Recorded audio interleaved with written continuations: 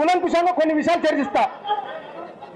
కాన్వేల మన మంత్రి గారు కౌశిక్ రెడ్డి గారు ఒక కాన్వేలు వస్తారు, ఒక దండ వేసుకుంటారు, ఒక శాలువ కప్పుకుంటారు.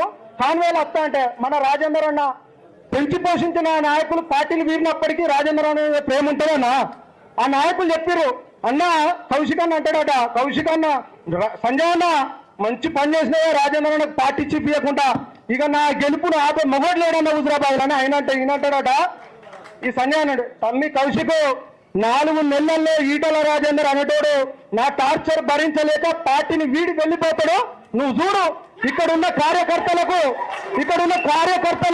ఇక్కడున్న నాయకులకు ఎవ్వనికి ఈటల రాజేందర్ మనిషి అని చెప్తే వానికి పార్టీల బీఫామియా, పార్టీల కనీసం మొన్న పార్టీ కమిటీలో అయితే ఈటల రాజేందర్ అన్న మనుషులకు ఒక బూత్ కమిటీ మెంబర్ ఇయ్యాడు, బూత్ అధ్యక్షుని ఇయ్యాడు, మండల పార్టీ ప్రెసిడెంట్ అని ఇయ్యాడు.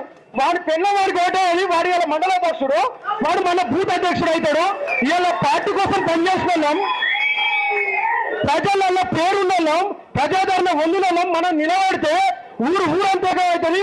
మనకు విలువ లేదు, మనకు పార్టీలో వ్యవస్థ లేదు. ఎందుకన్నా ఈ పార్టీలు ఉండాలి? ఈ పార్టీ మనకి ఏం చెప్తాండి? మనకు అండ ఎక్కడ